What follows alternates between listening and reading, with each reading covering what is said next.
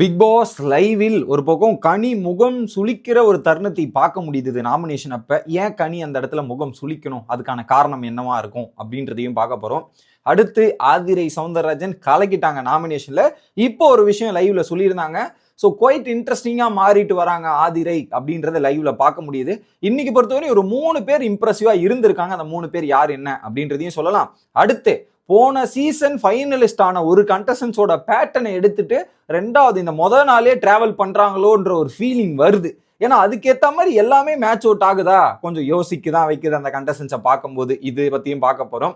அடுத்து இந்த வாரம் இவங்களை டார்கெட் பண்றதுக்கான வாய்ப்புகள் இருக்குன்றத நாமினேஷன் மூலியமா நம்மளால சில விஷயங்களை கெஸ் பண்ண முடியுது. அது யார் என்ன அப்படின்றத முழுசா பார்த்துடலாம்.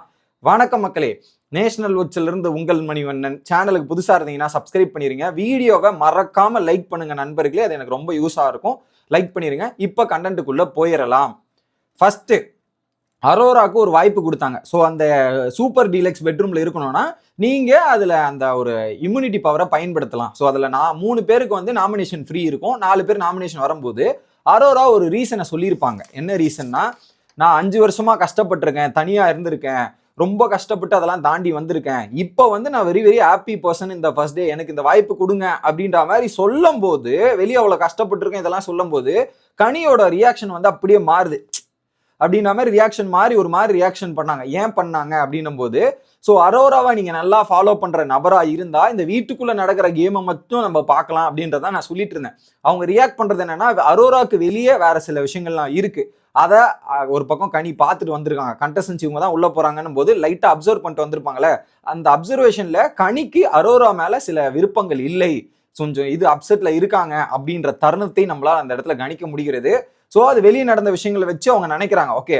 ஆனா வீட்டுக்குள்ள அவங்க எப்படி இருக்காங்க, எப்படி நடந்துக்கிறாங்க, கேம் எந்த ரீதியில பிளே பண்றாங்க அப்படின்ற ஒரு பாயிண்ட்டையும் நம்ம பார்க்கணும்னு நான் நினைக்கிறேன். இது ஒரு பாயிண்ட். ஓகே, இது ஒரு பக்கம். ஆனா இப்ப நம்ம போன வீடியோல சொன்னல, ஆதிரைக்கு ஃபயர் விட்டோம்ல, ஆதிரை இப்படி பண்ணாங்க அப்படி பண்ணாங்கன்றது ஃபயர் விட்டல, அந்த கேட்டகரியில தான் ஒரு ரீதியில ஆரோராவும் இருக்கிறாங்க. அதுக்கும் எப்படி சப்போர்ட் பண்ண முடியும் அப்படின்ற ஒரு கேள்வியும் இருக்கு. பட் எனிவே என்ன பண்றது, வீட்டுக்குள்ள கேம்னு வந்துட்டா எல்லார் பண்ணியும் தப்பு விட்டு ஃபர்ஸ்ட்ல இருந்து பாருங்க அப்படின்றதான். ஸோ அதுல ஆதிரியுமே ஒரு அரோராவும் அந்த லிஸ்ட்ல தான் இருக்காங்க அப்படின்றதுல எந்த விதமான மாற்று கருத்தும் இல்லை மக்களே. ஓகே, ஸோ இது ஒரு ரியாக்ஷன். ஓகே, அடுத்து ஆதிரை இப்போ ஒரு விஷயத்த பண்ணாங்க. யாருக்கிட்ட, பார்வதி கிட்ட கேட்டிருக்கும் போது, ஸோ இந்த வீட்டில் வந்து நானா இருக்க ட்ரை பண்றேன், அவ்வளவுதான். இப்போ இந்த கேமராக்காக போய் பேசுறது, இதுக்காக போய் பேசுறதெல்லாம் நான் பண்ண போறது இல்லை. எனக்கு தோணுச்சுன்னா போய் பேசுவேன், இது பண்ணணும்னு நினைச்சா போய் பண்ணுவேன். அதுதான் நானு, அதுதான் இப்படிதான் இருக்கணும். அதை விட்டுட்டு ஒருத்தவங்க பேசிட்டு இருக்காங்க, நமக்கு ஸ்கிரீன் பேஸ் எடுக்கணும்ன்ற மாதிரி நடுவுல போய் பேசினா அது நான் இல்லை, நான் ஆர்டிபிஷியலா இருக்கிற மாதிரி ஆயிரும். அதை நான் பண்ண மாட்டேன்ற ஒரு தெளிவான நோக்கம் இருக்கிறது ஆதிரை கிட்ட அப்படின்றது நம்மளால கண் கூட பார்க்க முடியுது. இன்னொரு பக்கம் இவங்க இருக்காங்கல்ல, யாரு, வியானா. நான் போன சீசன் ஒரு டைட்டில் ஐ மீன் அந்த ஃபைனலிஸ்ட் ஆன ஒரு நபரை ஃபாலோ பண்றாங்கன்னு சொன்னேன் இல்லையா. ஸோ நேத்து விஜேஸோட என்ட்ரிலே நீங்க பார்த்துருப்பீங்க. வீட்டுக்குள்ள வந்தவன வியானா நாமினேஷன்ல வந்துட்டாங்க. கரெக்டா நோட் பண்ணுங்க. நாமினேஷன் வந்துட்டதுக்கு அப்புறம் அந்த கேட்டுக்கு முன்னாடி உங்களுக்கு ஒரு வேலை கொடுத்துருக்காங்க. ஏன்னா டக் டக்குன்னு அடிக்கும், தண்ணி பாட்டில் எடுக்கணும், இதெல்லாம் போகணுன்றதுக்காக அங்க இருக்காங்க. அப்ப சொல்றாங்க, ஒருத்தன் வந்து முன்னாடி சிரிச்சுக்கிட்டே இருக்கான்னா அவன் வாழ்க்கையில அவ்வளவு கஷ்டம் இருக்குது அப்படின்றது இல்ல. கஷ்டம் இல்லைன்னு நினைச்சிடாதீங்க, அவ்வளவு கஷ்டங்களை தாண்டி வந்திருக்கேன். நான் வந்து அந்த கஷ்டத்தை வந்து சொல்லணும்னு அவசியம் இல்லை. இப்ப அது சொன்னா மத்தவங்களோட கஷ்டம்லாம் அந்த அளவுக்கு பெருசா தெரியாது, என் கஷ்டம் மட்டும் தான் அவ்வளவு பெருசா இருக்கும், அவ்வளவு இதுவா இருக்கும். நான் வீட்டுல இருந்தே ஒரு ஹாஸ்டல் மாதிரி தான் இருந்திருக்கேன்.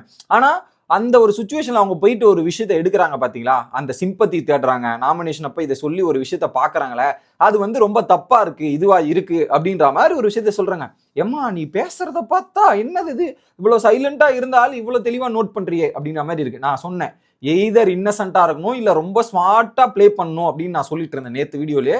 ஸோ இந்த பொண்ணு இன்னசென்ட் கிடையாது, ரொம்ப தெளிவா தான் இருக்கு. தெளிவா பிளான் பண்ணி எப்படி இருந்தா அது நமக்கு பெனிஃபிட்டா இருக்கும்ன்றது. மேபி அவங்க கேரக்டர் அப்படியா கூட இருக்கலாம், பட் நமக்கு பார்க்கும்போது இப்படி தெரியுது. அந்த சிம்பத்தி கார்டு தேட நான் விரும்பல அப்படின்ற மாதிரி சொல்றாங்க. இன்னொரு பக்கம் அவங்க இது சொல்லி அந்த மாதிரி அம்மா இல்லை இப்பா இல்லை இதெல்லாம் சொல்றது அப்படின்ற மாதிரியும் சொல்றாங்க. அந்த கம்யூனிட்டியை ரீப்ரசன்டேஷன் பண்ணி சொல்றது எந்த விதத்துல கரெக்ட் அப்படின்ற மாதிரியுமே பேசுறாங்க. கம்யூனிட்டி சொல்றதுலாம் வாட் இஸ் திஸ், அதன் மூலியமா ஒரு கார்டு மாதிரி எடுக்கிறாங்களே அப்படின்னு சொல்றாங்க. அப்ப என்ன சொல்றாரு விக்ரம், இல்லம்மா அந்த பொண்ணு அந்த மீனவ சமுதாயத்தை சார்ந்து வரும்போது அது ஒரு பெரிய விஷயம், அந்த சமுதாயத்துக்கும் சரி அதுக்கு ஒரு பெரிய விஷயம். அதை அந்த பொண்ணு சொல்லதான் செய்யணும். அது அவங்க எவ்வளவு ஸ்ட்ரகிள் பண்றாங்கன்னு அப்பதான் தெரியும். அது வந்து அது ஒரு வெற்றியா பார்க்கணும், இதுவா பார்க்கணும், அதுக்கு தான் அவங்க சொல்றாங்க. நீ சொல்றது வேறு, இது வேற அப்படின்றத சொல்லி புரிய வைக்க ட்ரை பண்றாங்க. ஸோ இந்த பொண்ணு எனக்கும் வாழ்க்கையில கஷ்டம் இருக்கு, எனக்கும் கஷ்டம் இருக்கு, அதை நான் சொல்லலை அப்படின்ற மாதிரி மீன் பண்றாங்க. ஏன் இந்த இடத்துல சொல்லணும் அப்படின்ற கேள்வி வருது. இது அப்படியே எடுத்து பார்த்தீங்கன்னா கொஞ்சம் எமோஷனலா ஃபீல் பண்ற மாதிரி அந்த டோன்ல பேசும்போது, இது அதுல சீசன் 8ல பார்த்துருப்பீங்களே, ஒரு வாரம் சைலண்டா இருந்து எனக்கு வராது, தெரியாது, புரியாது அப்படின்ற மாதிரி பிரேக் டவுன் ஆகிருப்பாங்களே ஒரு கண்டஸ்டன்ஸ். அதே பேட்டர்ன் நீங்க வருதோ அப்படின்ற ஒரு ஃபீல் எனக்குமே இருக்கிறது. உங்களுக்கு ஏதாவது தோணுதா அப்படின்றத மட்டும் சொல்லுங்க. எனக்கு தோன்றதை நான் சொல்லிட்டேன். அது கரெக்டாக எனக்கு அப்படிதான் ஃபீல் பண்ண முடியுது. மேபி அவங்க அப்படியா கூட இருக்கலாம். பட் எனக்கு வர ஃபீலிங் என்னன்னு நான் சொல்ல முடியும். அதை இங்கே சொல்லிட்டேன். உங்களோட கருத்து என்ன அப்படின்றத கமெண்ட்ஸ்ல போட்டுருங்க. இது ஒரு பக்கம். அடுத்து என்னன்னா, ஒவ்வொரு கண்டஸ்டன்ஸ் ஒவ்வொருத்தர் டார்கெட்னு ஒன்று வச்சிருப்பாங்கல்ல, அட்டாக் பண்ண ஆரம்பிப்பாங்கல்ல. அதுல பார்வதியோட அடுத்த இலக்கு யாருன்னா கனி அப்படின்றது தெரியுது. ஏன்னா நம்ம கனியோட இம்ப்ரெஷன் நேத்து அந்த அளவுக்கு இல்ல. பட் பிக் பாஸ் கிட்ட இருந்து இன்னைக்கு ஒரு பாராட்டு, காலையிலே சீக்கிரமா ரெடி ஆயிட்டாங்கன்ற ஒரு பாராட்டு, நேத்தும் பிக் பாஸோட பாராட்டு, இதெல்லாம் கனிக்கு ஒரு பாசிட்டிவ் ரெஸ்பான்ஸ் வருது. அதை பார்வதி நல்லா நோட் பண்றாங்க. என்ன பண்ணிட்டாங்க, அந்த பார்வதி உள்ள வரும்போது நீ நான்வெஜ்ஜா வெஜ்ஜானும் போது பார்வதி வெஜ்ஜு சொல்லியிருக்காங்க. கனி வந்து நீ மூஞ்ச பார்த்தா நான்வெஜ் சாப்பிட்ற மாதிரி இருக்கே அப்படின்ற மாதிரி சொல்லியிருக்காங்க. இது வந்து பார்வதி கவுட் ஆயிடுச்சான். இதை வந்து நாமினேஷன்ல போய் ரீசன்ஸை சொல்றாங்க. பட் அந்த விஷுவல்ஸ் நீங்க யாராவது பார்த்துருந்தா சொல்லுங்க. நான் பார்க்கல. மேபி அது பிக் பாஸ் டீம் அதை கட் பண்ணி எடிட்ல மாத்திருப்பாங்க போல இருக்கு. காட்டல, நமக்கு காட்டாம நிறைய விஷுவல்ஸ் நடக்கும்ல, அதுல மெயினான விஷயங்களை காமிட்டிருப்பாங்க போல.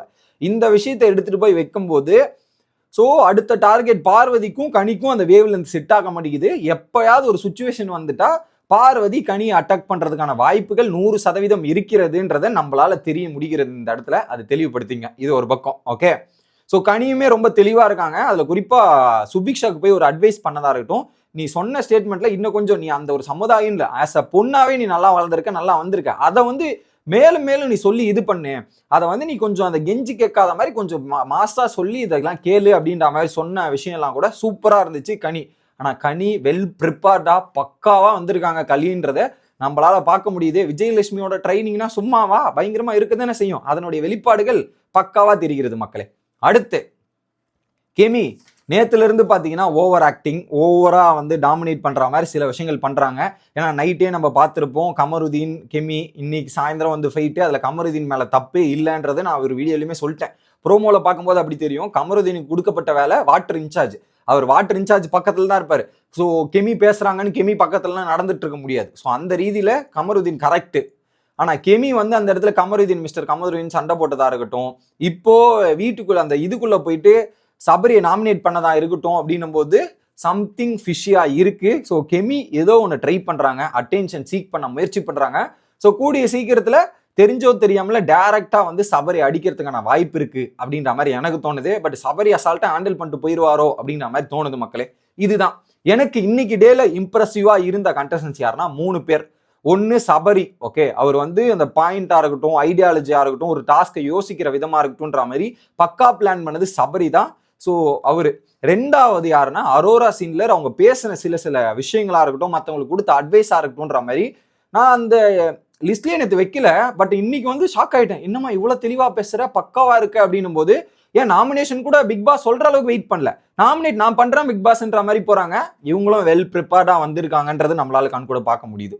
அடுத்து ஆதிரை சவுந்தரராஜன் மிரட்டிட்டாங்க பிக் பாஸையே. வேற மாதிரி சம்பவம் பண்ணிட்டாங்க. லேட்டா வந்தாலும் லேட்டஸ்டா வரேன்ற மாதிரி ஒரு சம்பவத்தை பண்ணியிருக்காங்க. இதுதான் எனக்கு இன்னைக்கு டேல இப்போ வரையும் 3 பேர் இம்ப்ரெஸ் பண்ணியிருக்காங்க. உங்களோட கருத்துக்கள் என்ன அப்படின்றத கமெண்ட் செக்ஷன்ல சொல்லுங்க. அடுத்த வீடியோல வந்து சந்திக்கிறேன். Bye guys.